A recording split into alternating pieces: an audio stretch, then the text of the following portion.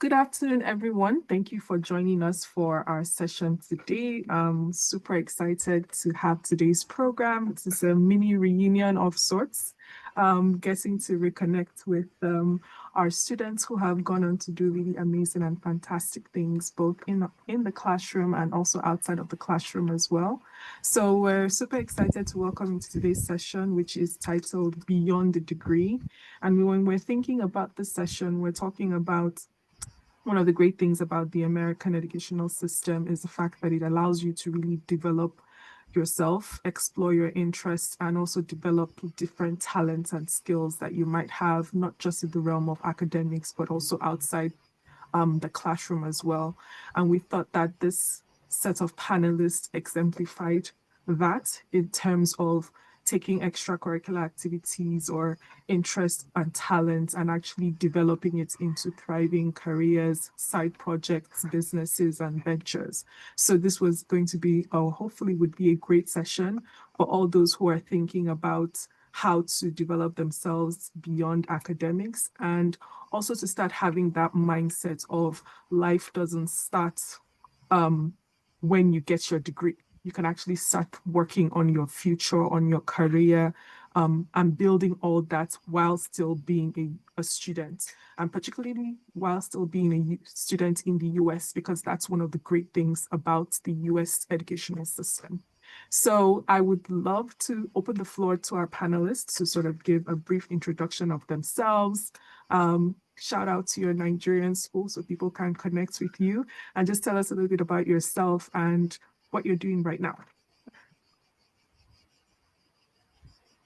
So let's start with you, Ekpoawan. Okay, cool. Hello, my name is Ekpoawan. I guess I went to LGC, Loyola Jesuit College, and then I went to Amherst. I did a short stint in AUN before I went to Amherst College. And now I live in France, and I guess on paper I work as a circus artist, even though I do more teaching than performing. So I teach circus classes. That's how I make my living. Although I would prefer to perform. But I'll get into more details on that later. That's just me in a nutshell. So All right, so over to you, Confidence. Please introduce yourself. Author Confidence. Yeah. Hi. It's so good to be back. Like I'm so happy. I don't know why, but it's good seeing familiar faces. And yeah, my name is Confidence, and I went to secondary school in St. Paul's Academy in Plateau State, and I graduated just in May from New York University, Abu Dhabi. And currently I'm transitioning to medical school. So starting medical school in the fall. So that's what I'm doing right now, kind of like in that vibe between summer and starting a whole new journey and a whole new 4 years. But yeah, that's definitely what I'm doing right now. So from New York University and then transitioning to medical school. So good to be here. Thank you so much, Dada, for joining us. I know it's super early for you over there in California, but could you just introduce yourself to our audience today in terms of, your journey from Nigeria and then what you're doing right now? Hi everyone, my name is Dada. I went to Huston-Tillotson University. It's a HBCU in Austin. I also graduated in May this year, and right now I'm working on my own company. It's called Sorce. Awesome. So I really wanted to intentionally put this group of panelists together in terms of a multidisciplinary artist, someone who has published a book, and also someone who has founded their own company. So I just felt like it's a good mix of people with different interests and skills and coming from different perspectives.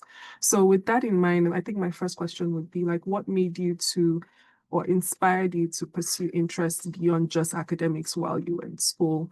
Was there any particular moment or incident or something that sparked this decision to, what, beyond just being in the classroom, let me just explore something that eventually led to, what you're doing today? So maybe Confidence, you want to start us off. Did you always know you wanted to publish a book? Did you always have the idea of the book before you went to NYU Abu Dhabi? Or is this something that you decided to work on or while at NYU? I feel, for the longest time, it's close to a decade since I've been, writing books so I've started way when I was young, since I was around 12, 13 years old. So it's been a long time. And I feel like, while in Nigeria, I feel like, Nigerian high schools, we do encourage a lot of extracurricular activities. Like one thing I have realized, traveling the world and seeing students from different parts of, different kind of high school students. And I've actually come to the conclusion that Nigerian high schools do encourage a lot of extracurriculars.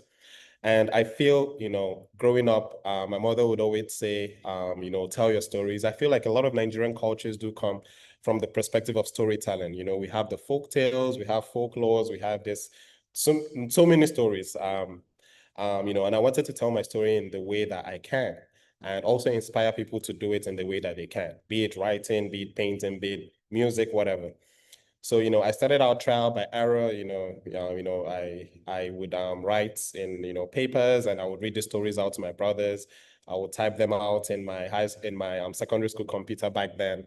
So it started way, way, way, way, way back. So at NYU, I just had a larger audience. I had the privilege of having a much more international audience.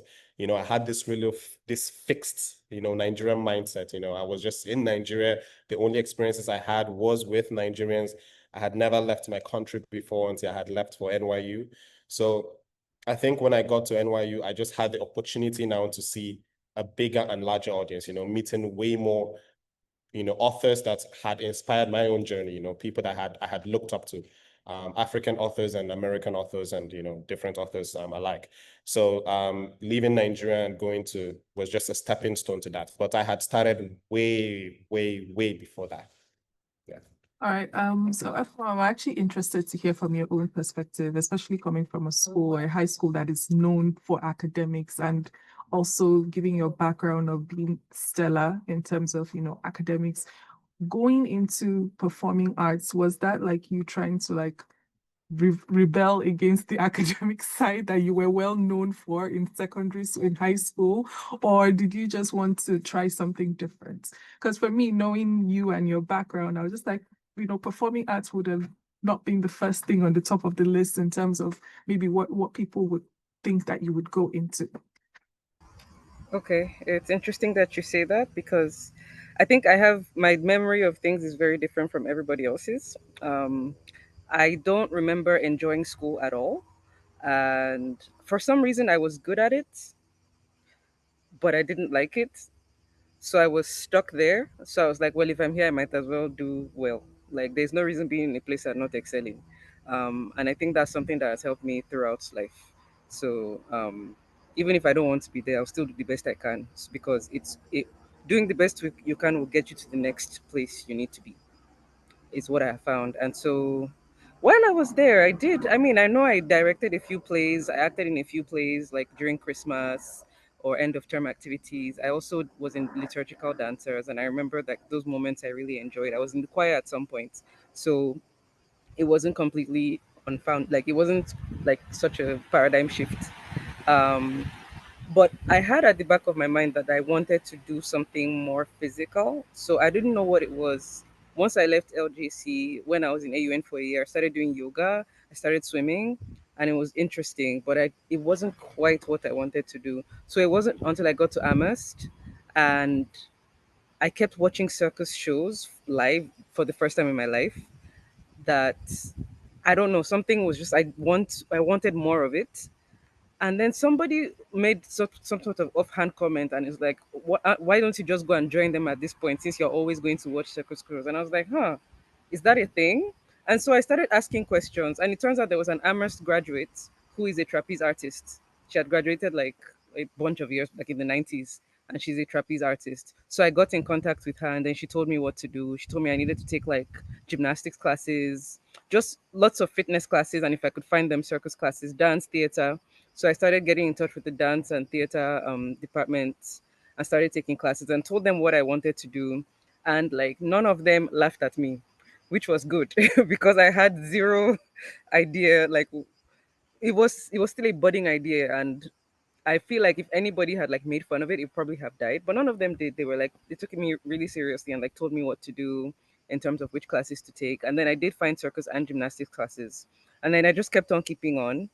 And then I guess when it finally became real was when from Amherst I came to France for a semester to learn French, or learn how to speak French properly, because I knew French, but I didn't know how to speak it. And then while I was here, I discovered that they have like actual circus schools, like that are tertiary level institutions where you can be trained like professionally. And so I went back to Amherst, finished my degree, and then ran back here. And then from here, I traveled to a bunch of different places also to learn. Started my own company, and that ended with COVID because the company was in Nigeria.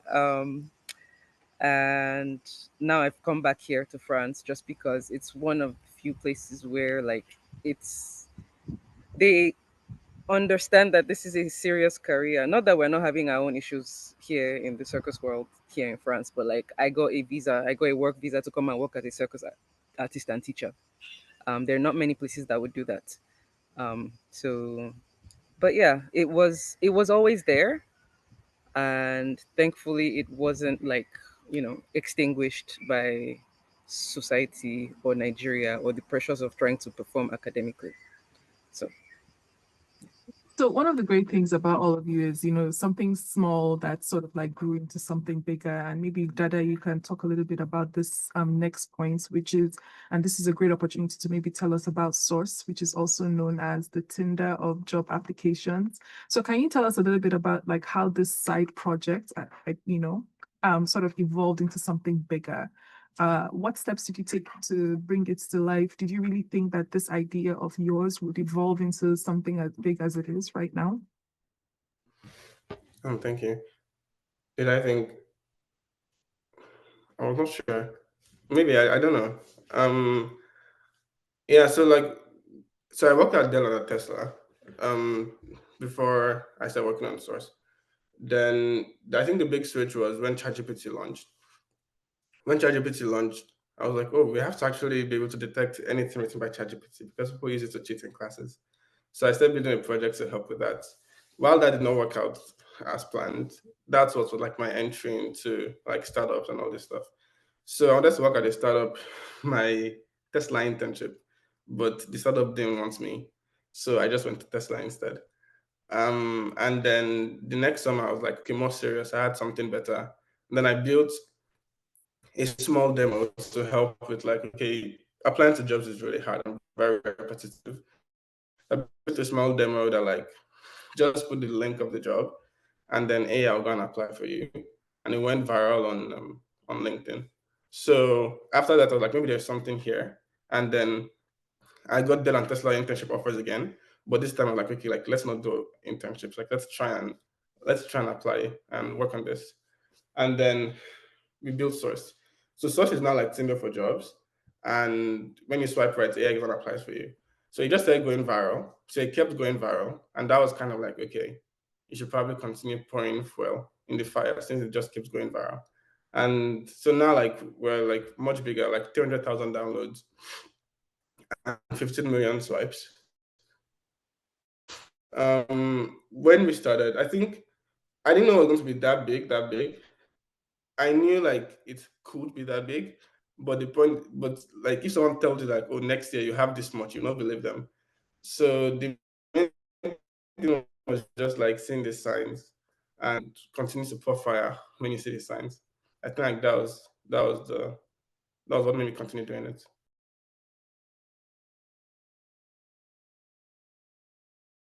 Sorry, I was muted for a second, and I'm just listening like a proud mom to all of you talking about your different stories and your different journeys and how you're all ending up at, a great point in your lives right now.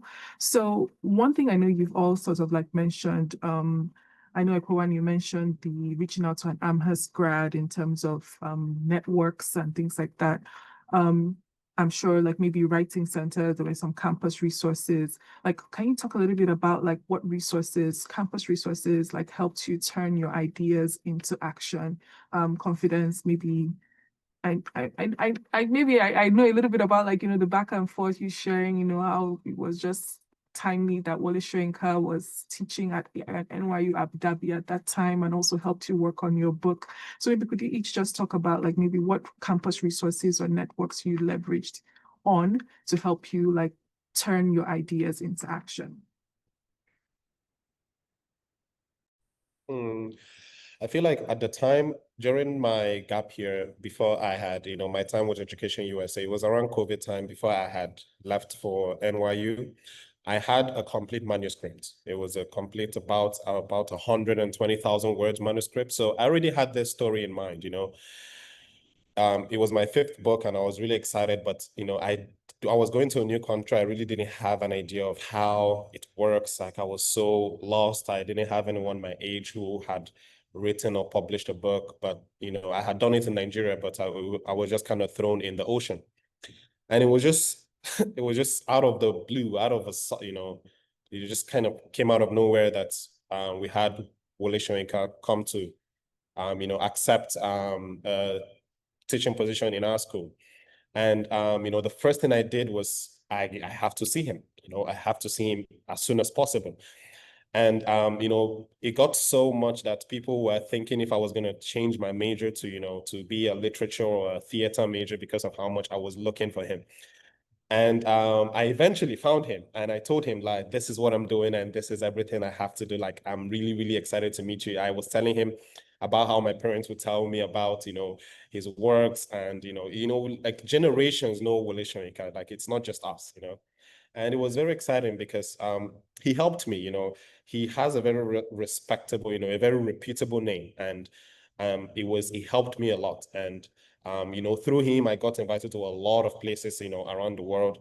And it was also because of him that I also got to meet people like Chimamanda Adichie. So like he kind of opened the way to meet people that, I would consider, my inspiration. I would travel to different places with him and, present my work. And, just before I had graduated, I had a book signing and he also came for that. And, it was, I was very humbled and very grateful that everything just kind of worked out at the right time. So in as much as, I just relied on the networks that he had established.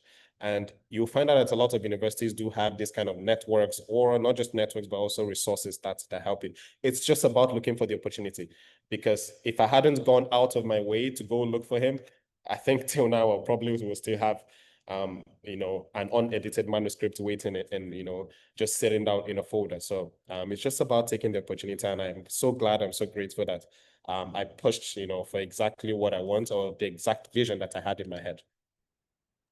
So Dada, maybe could you talk on that as well? Like, did you leverage into like any like innovation labs, any professors, any grants? Like, how did you come up with a team to build, coding and build Sorce?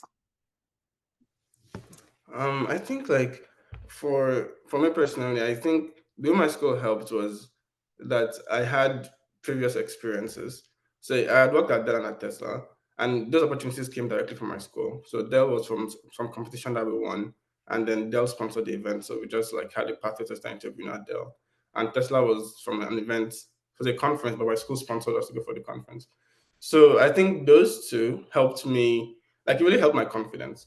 So I wasn't like, okay, like I already have all this background, I can do whatever I want. So when it was time to start building Sorce, I wasn't worried about any other thing. And it was just because of of all the resources my school had already given me. Like every other thing was not directly related to my school. So like I found my co-founders. My co-founders don't go to my school. So that was from Twitter and like LinkedIn. I found them.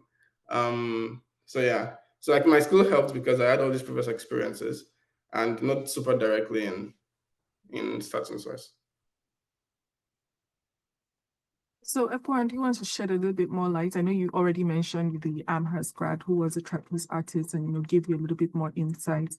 But could you like maybe share on like maybe did you take any are there any additional resources, grants, professors, or that networks that you were able to leverage on? Definitely. My advisor, first of all, who was in the French department and had nothing to do with this and thought I was slightly crazy. She's the one who told me to talk to in the theater and dance department. And so that lady became my unofficial advisor, and she advised me through the whole process. And also, when I came to France to study abroad, which Amherst paid for, shout out to Amherst. One of the first things I did, because we had individual interviews with the people in charge of the program, was tell them I want to do circus, and they're the ones that like found me a school to take classes in throughout the time I was in France for like half a year. And then when I went back for my senior year, um, I don't know if it was my professor that told me, but there was like a grant for like while you're still in school to pursue a project. And so I applied for it and they gave me money. And that money I used it to like go and continue taking my circus and gymnastics classes because it was like a bit far from Amherst. So I had to like rent a car. So they paid for all of that and paid for the classes as well. And then after I graduated, there was another grant for the performing arts. And there, my professor said I shouldn't mention the word circus. She told me to change it to performing and physical theater, which honestly I think was the best thing she could have done because then I got for like 3 years, I got money from Amherst like postgraduate. So I was able to, that's why I was able to go and do all the traveling I did and learning that I did. So yeah, Amherst is really great. In case any one of you is considering it, but yeah, I had a lot of help. I had a lot of help from the network that was available, and especially from like my university. And I think one thing I would say is I want to jump off on something Confidence said is just whatever it is you're planning to do, like say it out loud, say it often, and let people hear you. The ones that will laugh at you will laugh at you. That's not your problem. But like somebody is there that can help you. But if you don't say anything, you're not going to get any help. They can't come and read your mind. So yeah. So I would say one of the difficult things about, maybe I feel like a lot of people feel like they have ideas and then maybe taking that ideas and actually turning it into something that is concrete and real. Sometimes they say the other side of what is on the other side of, there's a quote about fear is what stands in the way of greatness, right? So especially given the society that we come from where we're very heavily focused on academics and sometimes extracurricular activities, the arts, writing, creative side is maybe seen as lesser than. What would you say was the biggest challenge for you in terms of wanting to explore this field or this avenue or this idea? Dada, you mentioned that you turned down internships at companies that people are like, are you okay? Like, how would you turn down internships at these big organizations to say that, no, I'd rather work on my own project than go and work for another person's company? That takes a lot of belief in yourself and in your idea, and also overcoming that fear of failure and of the unknown. So could you maybe talk about maybe fear and how you were able to overcome that, and also maybe what are some of the biggest challenges that you found in terms of taking this path that you did? All right, thank you. So challenges and fear. So challenges, I mean, like, so something, I don't know if this is good advice, but at some point I just like stopped caring about school. So so yeah, so my GP actually tanked. So like my dean knows me and he's like, wow, you're doing all this stuff, but what's happening to your GPA? And I'm like, see, I don't care about GPA anymore. So you can like do it. I kept my scholarship, by the way, so like I didn't tank the whole thing, but I stopped going to classes, all that stuff. So like that helped because it's taking my time, right? And I need time to do work. So I just like stopped going. And then second for like risk reward. So the second thing was like a lot of people thought, so from like last summer where I didn't do Tesla or Dell and just started working on this, it's basically risk reward. A lot of people thought it was very risky, but it was not actually very risky because again, I already had. If I did not already have these two internships, it would be more risky. But I already done these two internships, so it's like, do you rather have this summer and just work on anything you want to work on, or do you want to do another internship?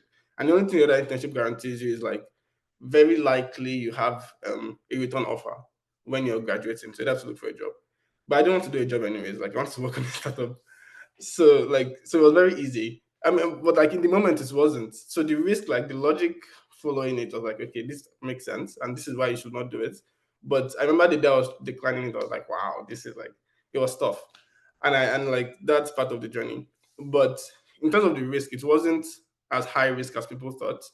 because it wasn't really, really high risk. It just felt very glamorous, but it was hard. And that was like, you had to be able to be bold to do it. I remember like the recruiter from Dell saying, "Are you sure you want to do this?" I'm like, yeah, I'm sure I want to do it. So, so yeah, from my answers there. I can go deeper if you want. Wow. I'm just like, well, okay, I mean, I know you still graduated with a really good GPA. So don't be telling people that you tanked your GPA before they start thinking that you failed and No, I flunked didn't out fail. of school, please. But like relative to all my Nigerian friends in school, like I think I have the lowest GPA ever for a Nigerian student in my school. So I think like that relatively, I destroyed everything. So yeah. You did not, Dada, you did not destroy everything, please. You still graduated. Your GPA was still very, very high, very, very good. But like you said, when everybody's graduating with a 4.0 and you now graduate Yeah, with a exactly. 2.6, it's like, oh my gosh, it's the worst CGPA in the It was a world. But 2.6. really, Other than exactly. that, So, but still, that's a really fantastic GPA. Like you said, you still maintained your scholarship. So, Ekpoawan and then confidence. What's are the biggest challenges in scaling up a project or exploring the unconventional? I'll just start by saying that I can't remember my own GPA. So for anybody, I mean, it's honestly not that deep at the end of it. Unless you want to go into academia, then if you want to do a PhD. So don't fail because you're a scholarship student, but like it's not the most important thing in the world. I'll just like to put that out there. Um, so many. I think the biggest one was money because again, I guess I'm talking to mostly scholarship people, and so you kind of know that if what you're doing does not succeed, there is no safety net. So, which is both good and not great at the same time. It's good because like then you're going to like work really, really hard to make it succeed as far as it depends on you. But there was always that fear and that stress of like, but if it doesn't, what am I going to do? And so I think I lived with that for a long time. And especially when I no actually throughout I think once I left Amherst and had to go into the real world and had to deal with simple things like paying rent and paying for my own food while pursuing circus training, because I had to pay for the circus schools. I was in foreign countries. I didn't have my family, so just that balancing my budget was difficult, and it was a consistent concern for a very long time. And I think it got increasingly more difficult. So when I started my company, it was fine because I had saved money for like 10 years. So it was basically all the money, all my entire savings. I used it to found my circus company. I think the first show we did, I had to do like a GoFundMe just to get a bit extra. But, I believed in it. It was good. um Running a company in Nigeria is a whole thing that maybe we can do a whole like can do a different seminar on. So that in itself was another challenge, and then working with people who were not necessarily educated, so who could not see far. I had to hire other circus artists to work with me, but I had to go and get them from Guinea because I couldn't find any really good people in Nigeria. But the ones I happened to find, like half of them were uneducated, and so that also had its own challenges. But I would say the biggest challenge came in COVID when like everything was shut down, and like I mean circuses, you have to go outside, you have to do parties, it's events, and like suddenly all these things were illegal, and then that was it. There was nothing else. Like there was no it's not something we had prepared for because nobody could have seen it coming. So I feel like that whole period, because I was pretty much stranded at home for two years, and losing money all that time. And I think that was the first time I was like, did I make the wrong decision? Should I have gotten an office job instead so I could still be employed possibly? Um, so I think that was the trickiest part.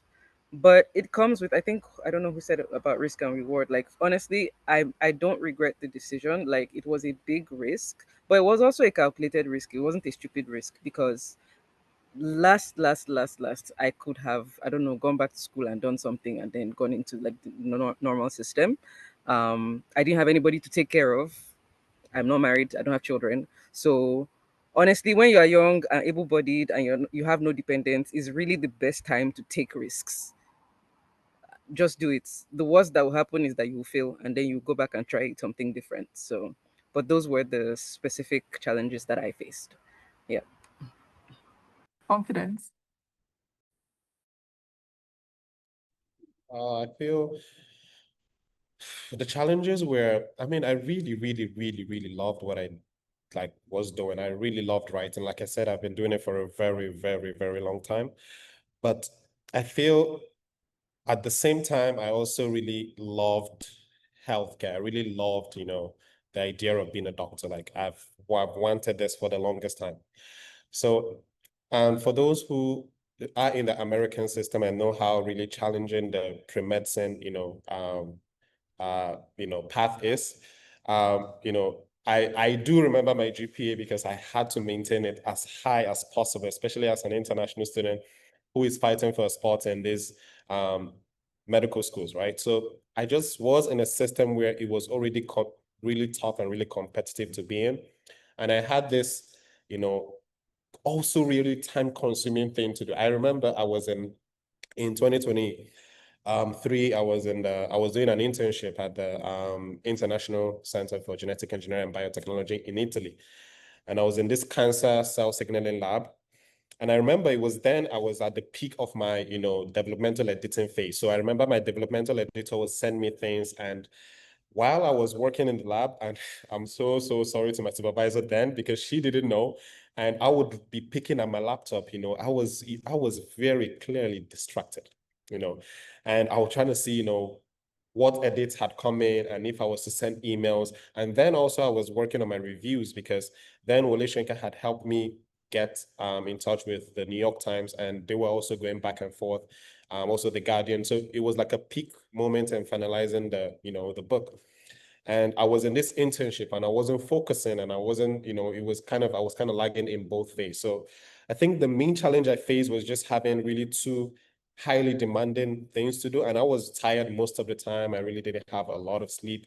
So it took me a while to kind of put everything together and kind of manage my time well. So I've gotten way more efficient at that. But definitely that was the challenge I faced, pursuing a career in medicine and then having to write books. Both of them take time and both of them take intention to do. All right. So I know we've all brought up this issue of managing time between passions and academics while still trying to maintain a GPA and also trying to do your side projects, your side hustles, your pet project.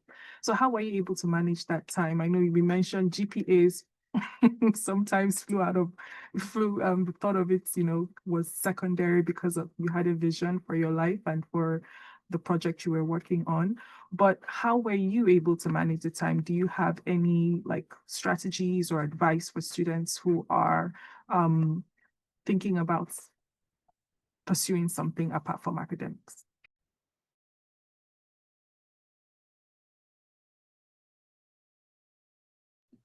Okay, I'll just go now. I think it's, at least for me, I just do less things with time. So, basically every other thing that's not like work or like academics, the little I did, I don't do them. So you just don't do any other thing. I think again, this is one of the ways to help, I think. So no Instagram, no TikTok, no all of that. And just now you have 2-3 hours every day you can you can use to do work. So yeah, I think that's my approach.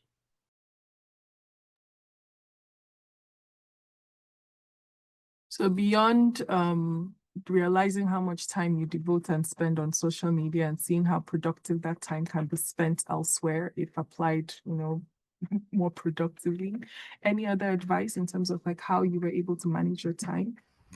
Or would some things just naturally have to suffer? You cannot be a master of everything at every single time. Yeah, definitely that. But 100% on the social media. Like right now, I'm on a social media fast because there's other things there's still things I need to get done. But also just writing things down. And you know how in secondary school we had, what were they called? Timetables?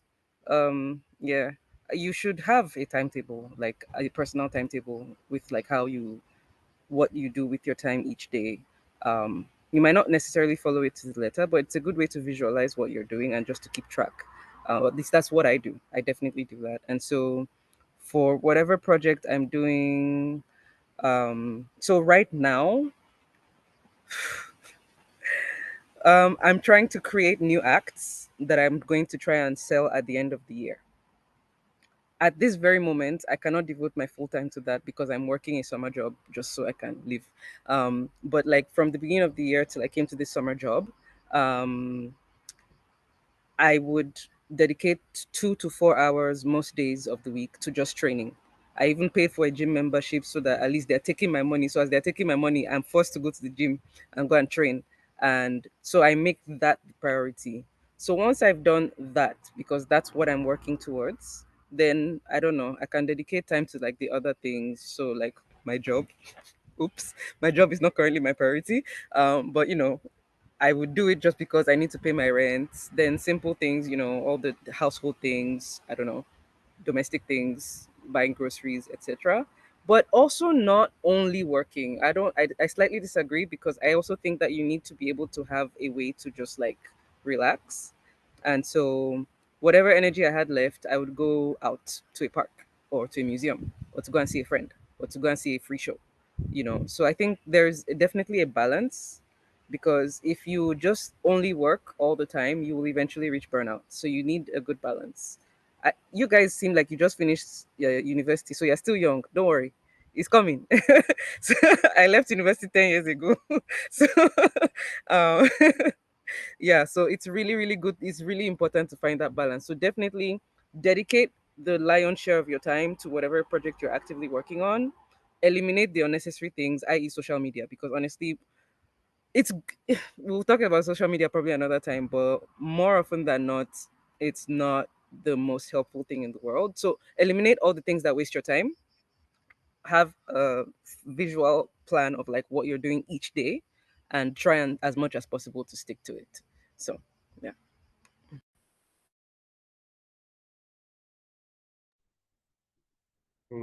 For me, I feel like time management was kind of like the key thing in kind of wrapping my whole college experience, because if I went wrong in anything, if I was too tired and sleeping in class, if I didn't do well on an exam, if I didn't do it's more than likely always boils down to the way I manage my time.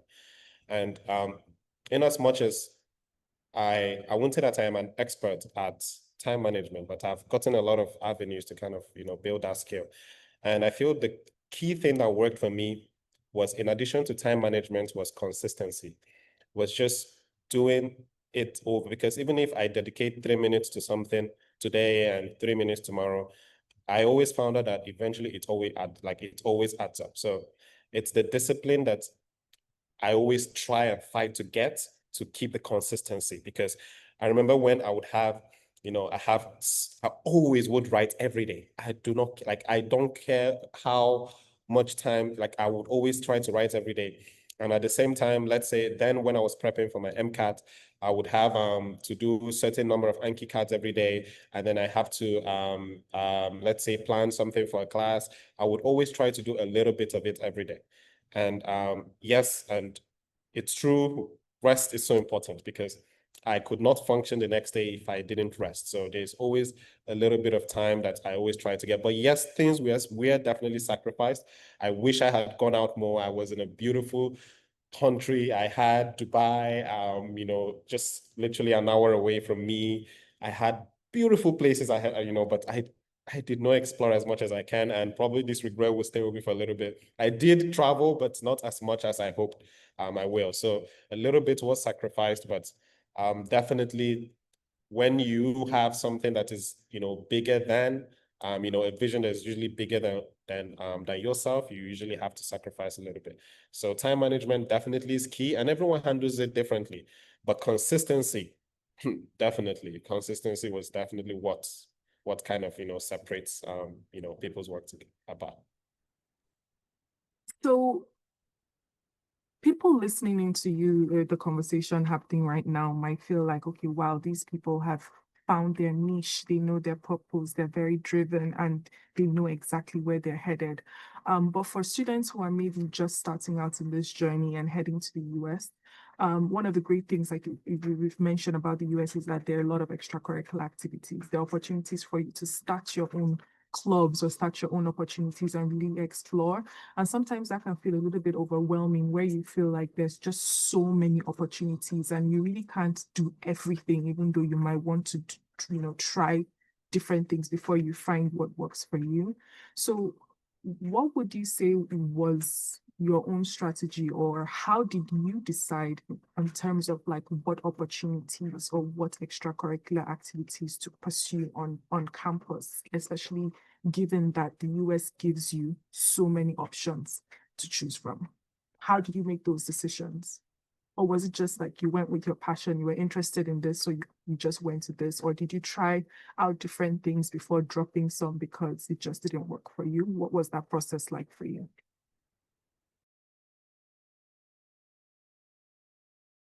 Okay, I'll go. For me, I just sort of said yes to everything that came my way in my first semester, my first year, because why not? I didn't know anything.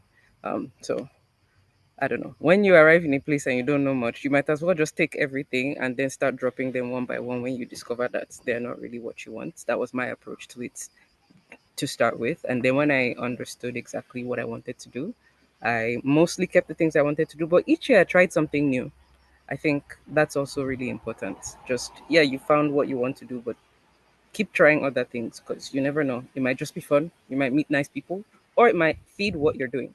So I think I started something. I can't remember. I think I might have started a dance club for like African dance or something like that. Somebody reminded me. I forgot. Apparently, I did so much that I have forgotten. But yeah, that was fun. I cannot tell you what exactly I did, but people remembered it and fondly. So that was my approach. I think be open. If you're going to a new place, be open to as many new experiences as possible.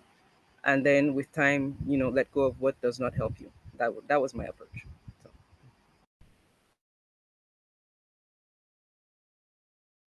No, I think definitely what she said, it's 100% true. That first semester, that first year, it's always because you have the opportunity out of your classmates back home in Nigeria. You've had the opportunity to go to a different country and be in a whole different environment, and exploring is always key. I mean, you don't want to be doing this for your entire 4 years, but bare minimum the first semester.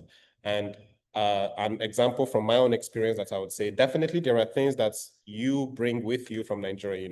Let's say you've been doing this activity while you were back home. Let's say you were in the debate team in high school, and then you can then join the debate team while in college. Yes, there are some things that kind of translate, but always try to explore things that are outside of your comfort zone. For instance, when I was in high school, I was not good. I tried as hard as I can to compete in track, because I used to run 400 meters. I wanted to run 400. I would beg my the person who was in charge of, I think we call it houses, like that was the person that was in charge of the house, and I was like, please put me. And then I used to do really well in school, that they will tell me, go and read your book. You have cowbell competition to go to, you have this competition to go to. And anytime I get the opportunity to participate, I always come last, dead last. Like I would run and come dead last. Like I don't have time to go train like other boys did. But when I got to college, I was like, you know what? Like I want to prove this man wrong. I joined the team, and well, that's probably one of my most memorable experience, even probably a little bit more than writing in college, because I ended up being the captain of the team in the Abu Dhabi campus. And when I went to the New York campus, I ended up being the captain of that team. So I think my accolades on the team was so like gave me so much motivation to do well outside of sports. And that I would never have joined that team because of my past experience. Like those in Nigeria know what I'm talking, especially those who did really well in school, how sports was being shunned, a little bit. So definitely try new things, play basketball, play football, join the team, join the club, go on a run, play piano, do something. Like, trust me, you don't want to be reading the physics textbook every day. You're gonna get tired. You're gonna get tired, trust me. So just find something, because it also opens your way up to opportunities and communities outside of school. Like I have friends that have no idea what I do. They have no idea what a DNA is, you know.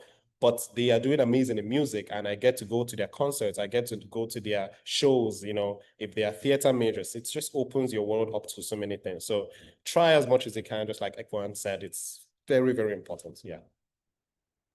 How about you, Dada? I think like I've always wanted to do companies, but when I first came to this, I didn't have the ambition to.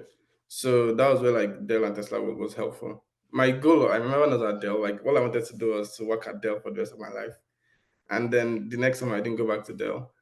Um, so when I finally had the ambition and some learnings, because Tesla was when I was at Tesla, I was in San Francisco in California. So I went for some hackathons. I was going around learning like how startups work, and it gave me some more insights. However, I still did some fun things in college. I worked with the soccer team for a year, so I became like a coach, kind of. So I worked with the team, and we used to travel to go play soccer. I was not playing; I was just working with the team.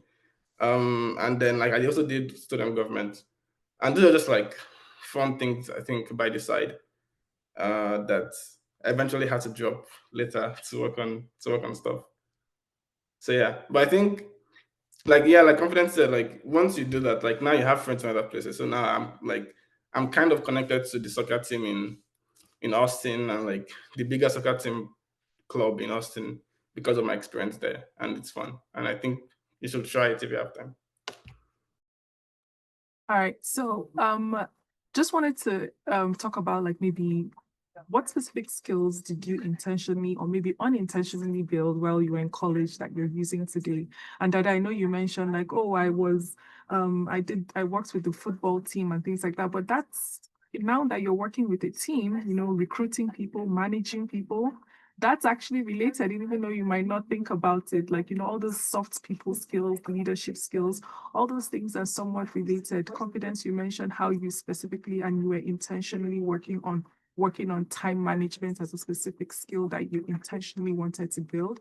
So now as you reflect on your experience, all of you, maybe you could share maybe a skill or specific skills that maybe you intentionally wanted to build or you unintentionally picked up while you were in college that has prepared you for life today.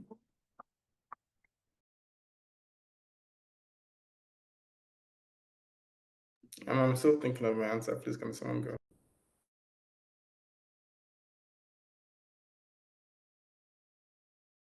I know I'm requiring you guys to think a little bit, right? Okay, I can try. Um, well, two things I can think of. One of the things I did in Amherst that's like one of the more memorable ways I passed my time was I started taking piano lessons, and I had this teacher who was like world class. That if I had not been in Amherst, there is no way we would have been in the same space, breathing the same air. But I was able to take her classes and not pay money. Very important because Amherst paid for me. And she's Korean and she has started playing piano at the age of 3. By the time I met her, she was 75 years old. So you can imagine. So there was just like this rigor that she expected of her students. Like we were not going to become world class pianists because especially me, I was 19 when I started. But it didn't matter. It was the same level of discipline she expected from all her students. And if you were not going to give your all, you might as well leave her class because she would rather take somebody else. And I feel like yeah, I'm not a pianist today. I can play the piano. It's good. I can play the piano for fun and like entertain people if I want to. But I think it was just like starting something as an adult at a late age because if you want to be a pianist you're supposed to start as a child, but like giving it my all and then seeing just like the progress that I made in just 3 years of taking classes with her, I realized you can do most things like if you are ready to do the work. And so that's what I've applied even in circus and in everything else that I'm doing. So that was the first thing. I guess the second thing would be like, so I graduated with a French major. I didn't do most of the reading. What happened was that initially I took French classes because all the Nigerians were taking French classes and it was a good way to hang out with Nigerians in school. And then I kept getting good grades, and I was like, okay, I'll just keep taking French classes. And then one of the professors was like, oh, you should go to France and study abroad. And I was like, okay, if it means I don't have to come to Amherst and suffer for a semester, I'll go to France and eat croissant. And so I came. By the time I came back to Amherst, I had all the requirements for a French degree. So they were like, just declare a French degree, French major. And so that's it. And I didn't think much of it. But then now I speak French, and now I'm working in France. Um, just because I can speak French. Like, it's very difficult to come and work in, or to be considered for any kind of job here if you don't speak the language. But I didn't set out to do it. I just sort of I did it, but I didn't take it on serious. Like, I took it seriously, sort of. I did what I was supposed to do, the bare minimum, and like, it's serving me today. And yeah, so now I'm learning Russian. um we'll see where that ends me up. If you're in Europe, every time I say I'm learning Russian, they're like, oh, you're getting ready for the invasion, and I'm like, well, we'll see. But it's a running joke here, because that's how they feel. I don't know if that will happen, but yeah, just, I can pick up anything I want to pick up, and I just need to be focused and disciplined, and it will get me somewhere. Where it'll get me, I have no idea. But those are the two things I think I got from just my activities at Amherst. Yeah. Confidence, are you ready? Yeah, it took me a while to think, but I think specifically, so what wanted to learn intentionally. So intentionally, I wanted to learn how to, build relationships with people, whether it was, finding a mentor, or like, talking to a professor, talking to friends, collaborating with teammates. I just wanted to be in spaces where I could, build meaningful, both academic, professional, and also personal relationships. Because I feel we've all talked about, the networks that have helped us get to where we are today. And I feel like people are a big part of that. And it takes intentionality to want to learn how to do that, because I think in the real world, as little kids, teenagers, we don't really have the skills to manage people. But as you get older, it becomes paramount and very, very important that you know how to build relationships with people. But unintentionally, what I actually built, and it actually took me a while to think about this, what I did not originally plan, to learn was emotional self-awareness. And it was from all my experiences combined together, building emotional self-awareness was something that I did not plan at all. From going to writing books and, while trying to study medicine, it's kind of like sharpened this, how do I put it, sharpen my inner voice in such a way that helped me to understand my own reactions, understand my own motivations. And at the same time, it also helped me understand and manage my stresses more deeply, if you understand what I mean. So it was a way for me to understand myself. So intentionally, I wanted to understand other people, but unintentionally, I kind of understood myself. So it's kind of like two sides of the coin. So I'm very, very grateful again for all the experiences that I have definitely had. Yeah.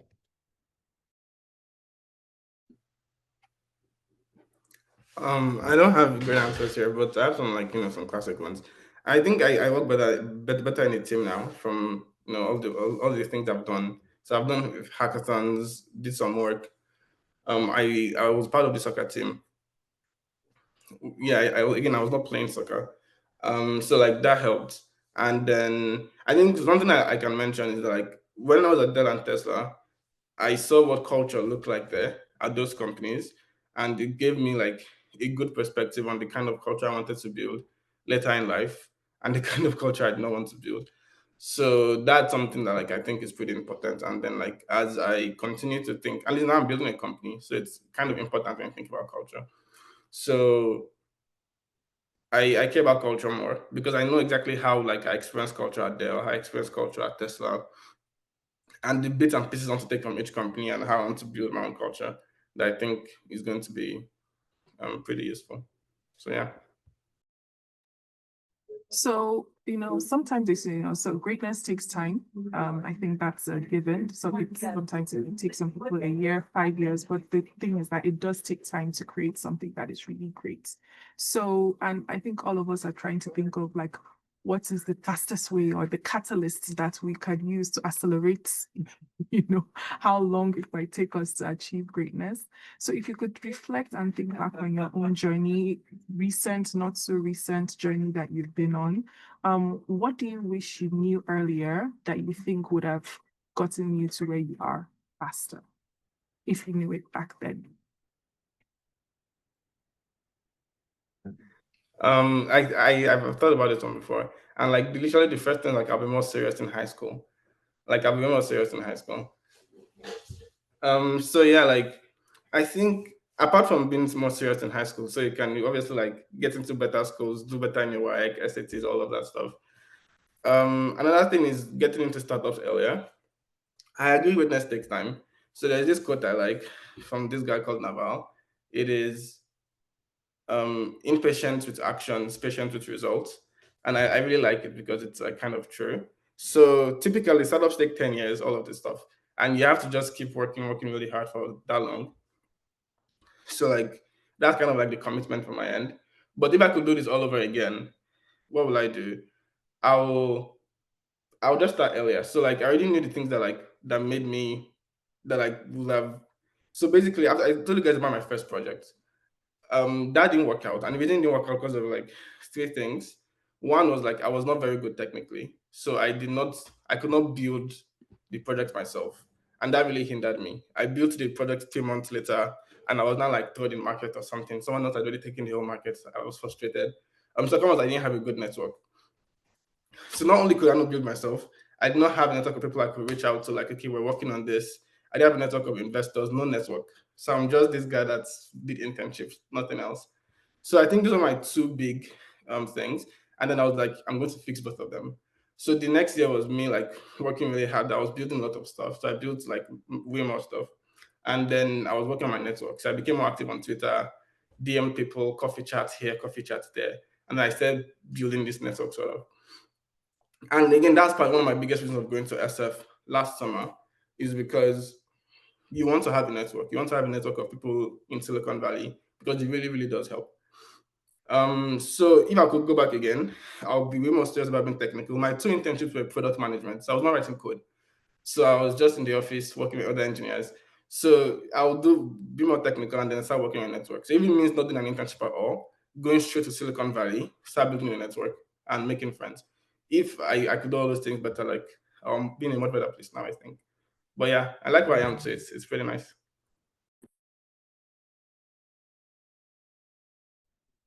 I feel if I was to go back in time, I wish I knew earlier that I didn't need to wait for permission to start.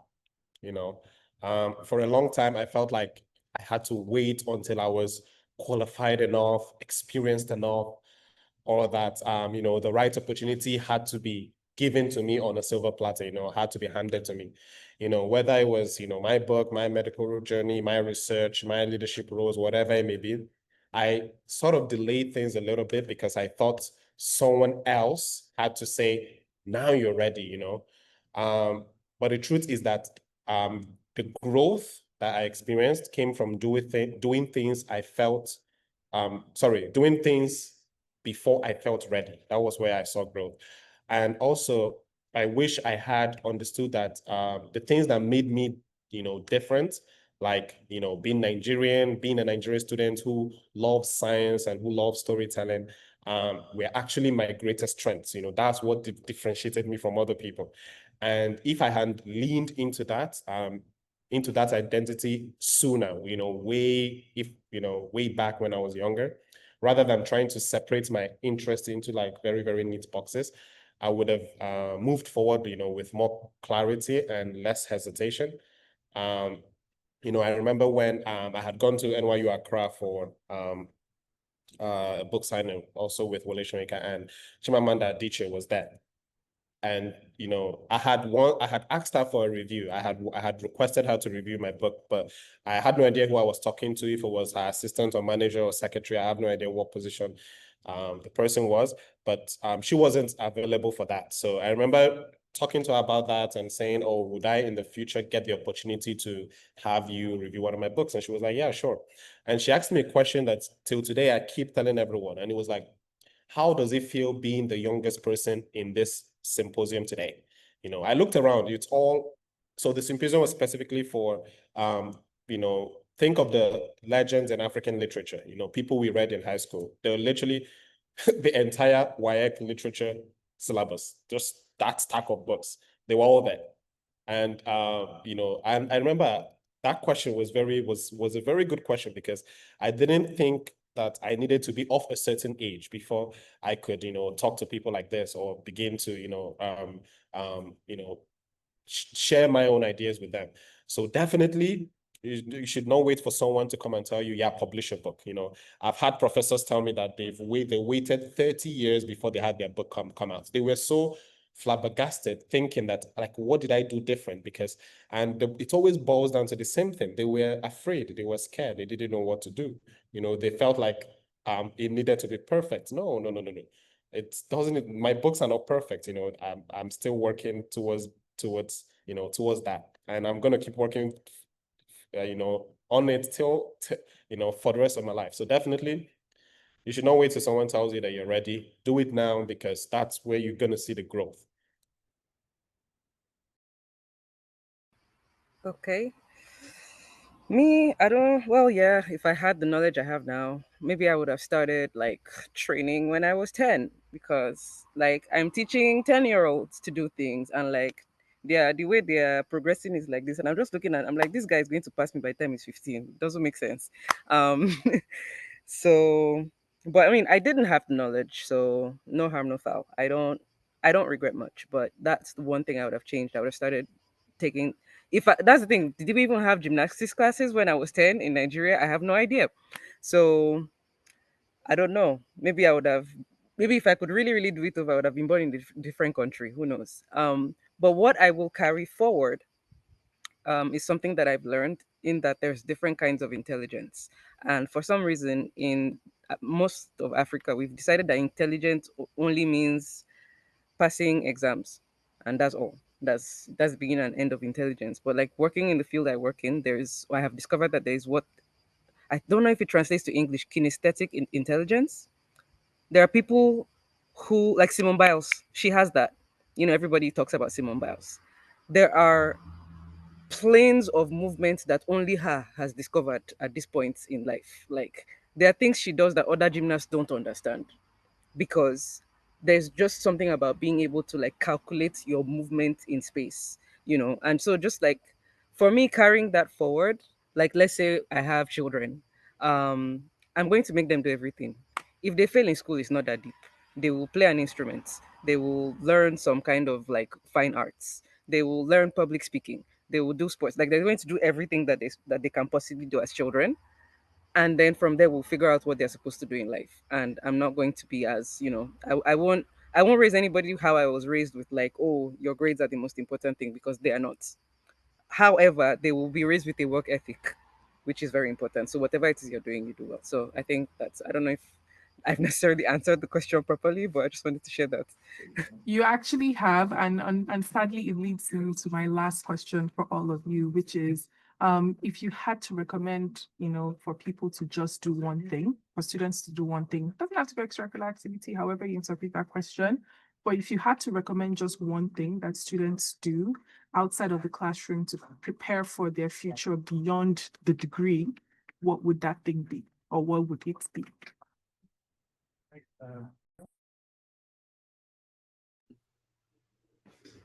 I think I don't think there's like a really good answer here, because like if you look at like myself and every other panelist, it's like very crazy, very, very crazy trajectory. So at the end of the day, it's kind of like, what do you want to do? And hopefully you have some clarity there. At least for confidence, like he knew he wanted to write, so it was easy. For me, I wanted to kind of do sort of, but I didn't do it for like the first 2 years.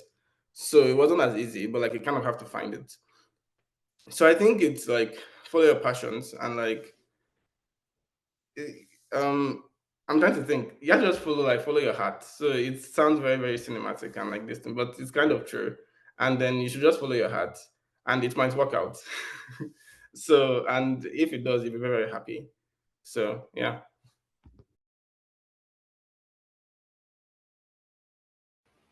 Okay, one thing outside of the classroom, only one, uh, that I would recommend to everybody: read books. No, I'm not talking about the books they tell you to read in school, like for your curriculum. Just read books. Read randomly open books and read them from beginning to end. There's so much knowledge and perspective and ways of thinking that is like pressed down into these books, and if you don't open them, you're just never going to find them. Like there's depths of like experiences, other people experiences, that can feed and teach your own experiences. So create the habit of reading books. You might not be a bookworm like me. I'm currently reading like 10 books at the same time, and that has just always been me. You might do one book a month. If that's what you can do, do it. And it doesn't have to be non-fiction, it doesn't have to be fiction. It can be both. Just there is so much knowledge out there and perspectives and ways of thinking that is contained in books. Please read books. So I'm sure that answer has made Confidence very happy, but Confidence, go ahead to share. Yeah, no, I always say read books. True, that's a very good answer. Yeah, it's very reading books is always very important. Like whatever you think that has not been done before, probably it's already in a book somewhere, more than likely. Yeah, reading books, and it's very sad that this generation is kind of lagging in that sense. But you would notice a difference between you and other people if you do read a lot of books. It definitely, there's always a difference. But my own specific advice I would give, and this is if I was to give this to my younger self, this advice to my younger self, what I would do is definitely is there is always something inside you that tells you that you should do this. There is always that, that kind of feeling inside you. And no matter how small the signal is, it doesn't matter. Like you should go for it. Like the big problem that I have seen is that people have big dreams. Like I've seen people tell me the dreams that they have that are so exceptional and can help a lot of people in life. Like not just a lot of Nigerians, but a lot of Africans, a lot of people in the world. But they are always just so scared. And the thing is, if you already have the idea, you are definitely the one that is supposed to do it. Like if you don't do it, somebody else will do it. And you just have to act on it. Just send out that email. Like it's always very scary and very, very daunting. Like, I see people always saying, oh, I'm scared to go ask this teacher to do this for me. I'm scared to go ask if I can volunteer for this. If you keep on doing that, then there is no point in you having, that dream in the first place. You just have to act on it. And trust me, it's not easy. I know, like, it's not easy. I'm saying it like as if it's easy. Oh, let me just go send an email. Let me just go talk to this person. It's not easy, for sure. But by the time you do it once, twice, three times, you're 100% going to get better at it. Like you absolutely need to take a first step. Like I said previously, nobody's going to tell you that you're ready. Nothing is handed down to you. Absolutely nothing. You have to fight for it. From my time in Education USA, in 2019, 2020, coming from St. Paul's, I was like, yeah, like, okay, maybe someone's going to give me a scholarship, going to hand it down to me. I had to write those essays. Who's going to write it for me? I had to go out of my comfort zone to do those things. I had amazing advisors, shout out to Aunt Shadi and shout out to Mrs. Malate. They were all amazing people, but the work had to be done by, personally by you or they're not going to write the essays for you. No one is going to tell you should do this and do that, but taking that first step, it's hard. You're going to fail multiple times, but failure is part of it. If you get it on the first try, it's very sauce, like the Gen Z would say. Yeah. Yeah, thank you so much. I think you have all given so much insight. And even for me as an advisor working with students, I tell them that it's very important to fail early. You need to learn how to fail early in life as a young person. You are more resilient. You know how to deal with failure. Failure is a part of life. So you might as well try it and fail at it and learn how to work on it and move on to the next project or to the next thing. And there's no failure, only experience, because I think I can't remember what quote it was that I said, like, if you fail at a project and you're starting something new, you're not starting at point zero. You're starting from the experiences you learned from that previous project that you thought failed. So, and I always tell people, young people fail early in life. just like everyone said, when you're older, it's harder for your body mentally, physically, and just emotionally to recover and bounce back. So while you're still young and you have time, try those ideas out, explore, try different things, fail at it. Good thing, fail. That's part of life. You have stories to tell in the future when things eventually work out. But it's very important for you to just try different things that you think you might be interested, or even very random things that maybe you never even thought you would find interesting. So I know we would really love to maybe have a follow-on conversation and dive deeper, but in the interest of time and to respect everyone's time, I just want to say a big thank you to our amazing, amazing panelists. And I hope that people who joined today's session really gained insights, inspiration in terms of not letting fear stop them from, like Confidence said, and like everyone has said today, just following through with that passion, following through with that project, and just turning their dream into reality. If you have an idea, follow up with it. Someone else might take it from you and start the next big thing if you don't.